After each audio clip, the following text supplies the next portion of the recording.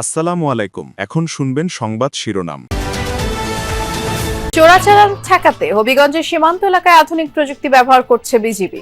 স্থানীয়দের জীবনমান উন্নয়নেও নেওয়া হয়েছে নানা উদ্যোগ। মনোনয়নপত্র দাখিলের শেষ দিনে সারা দেশে রিটার্নিং কর্মকর্তার কার্যালয়ে ভিড়। উৎসব মুখর পরিবেশে কর্মী সমর্থকদের নিয়ে প্রার্থীদের ফর্ম জমা। রাজধানী সহ দেশের বিভিন্ন জেলায় ঘন কুয়াশা আর হিমেল হাওয়ায় বিপর্যস্ত জনজীবন। শীতের দাপট আরো কদিন বলছে আবহাওয়া অফিস। গফরগাঁওয়ে রাতের আধারে উধাও প্রায় ২০ ফুট রেল লাইন। লাইনচ্যুত অগ্নিবীণা এক্সপ্রেসের দুটি বগি, ৬ ঘন্টা পর বিকল্প রুটে ট্রেন চলাচল শুরু। আসসালামু আলাইকুম। এতক্ষণ শুনছিলেন সংবাদ শিরোনাম, এখন শুনবেন বিস্তারিত। হবিগঞ্জ জেলার সাথে ভারতের সীমান্ত প্রায় ১০৩ কিলোমিটার। দুর্গম পাহাড়, নদী আর অরণ্যে ঘেরা এই সীমান্ত প্রতিদিনই নানা চ্যালেঞ্জ তৈরি করে। মাদক ও চোরাচালান রোধে দিনরাত কাজ করছে বর্ডার গার্ড বাংলাদেশ বিজিবি। সীমান্ত নিরাপত্তার পাশাপাশি সীমান্তবাসীর জীবনমান উন্নয়নেও নানা উদ্যোগ নেওয়া হয়েছে। অন্ধকারে ডুবে থাকা সীমান্ত, ঝিঝি পোকার শব্দ আর নিস্তব্ধতা ভেঙে রাতভর পায়ে হেঁটে চলা। সামান্য সন্দেহজনক নড়াচড়াতেই সর্বোচ্চ সতর্কতায় বিজিবির টহল দল। প্রতি রাতেই সীমান্ত পাহারার পাশাপাশি শুরু হয় এক নীরব যুদ্ধ, মাদক ও চোরাচালান প্রতিরোধের যুদ্ধ।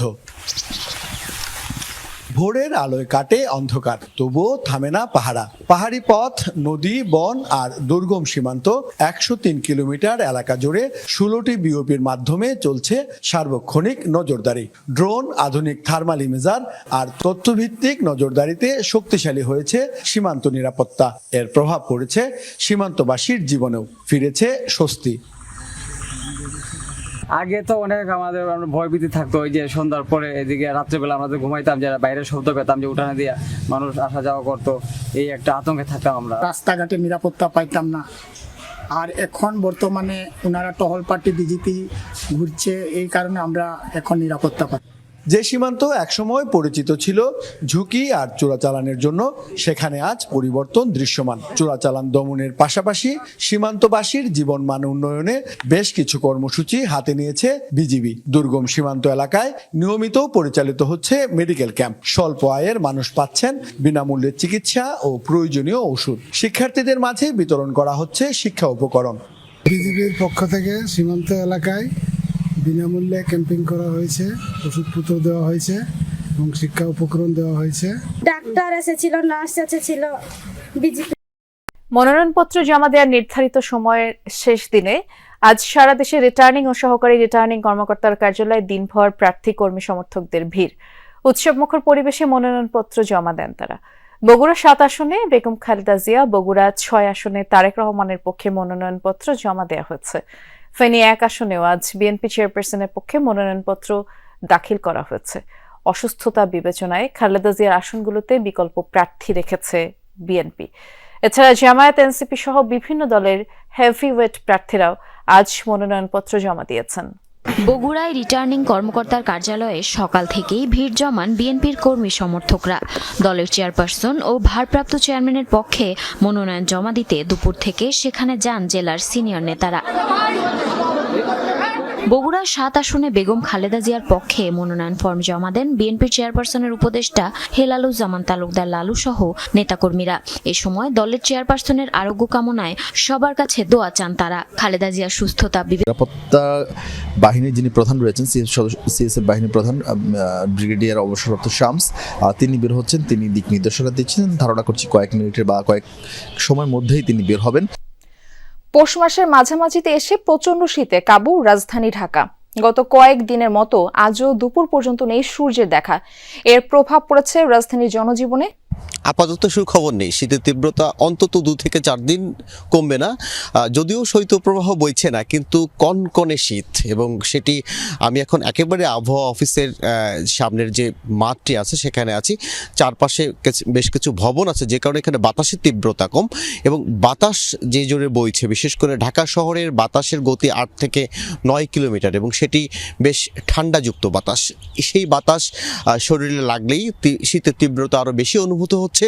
এবং আমি যখন এই আবহাওয়া অফিসে আসছিলাম সড়ক ধরে দেখছিলাম ছিন্নমূল মানুষের বেশ কষ্ট, বিশেষ করে যারা সড়কের পাশেই যাদেরকে ঘুমাতে হয় তারা আগুন জ্বালিয়ে তাপ নিচ্ছিলেন, এবং বিশেষ করে যারা জীবিকার তাগিদেও বের হতে হয় এই শহরে, রিক্সা চালক কিংবা অন্যান্য যে শ্রমজীবী মানুষগুলো আছেন তারা জীবিকার তাগিদেই বের হয়েছেন এবং লেপ মুড়ি দিয়ে ঘরে শুয়ে থাকতেই বোধহয় বেশ ভালো, এমন কথাও তারা অনেকেই বলছিলেন, যদিও সেই সুযোগটি তাদের নেই। এবং আবহাওয়া অফিসও সেই কথাটি বলছে যে আপাতত এইসব মানুষের জন্য কোনো সুখবর নেই, অন্তত 2 থেকে 4 দিন আরও এই তীব্র ঠান্ডার যে এখন অবস্থা সেটি আরও থাকবে। এবং তারা বলছেন যে সাধারণত এটি যেহেতু পৌষ মাস, আজ পৌষের 14তম দিন, মাঝামাঝি দিন কাল শেষ হবে হয়তো, অন্তত আরও 15 দিন পৌষ, তারপরে মাঘ মাস, এই শীতের যেই অন্তত 1.5 মাস শীত কম বেশি রাজধানীতে থাকবে। শুধু রাজধানীতে নয়, আপনি যেমনটি বলছিলেন খবরে, সারা বাংলাদেশেই কিন্তু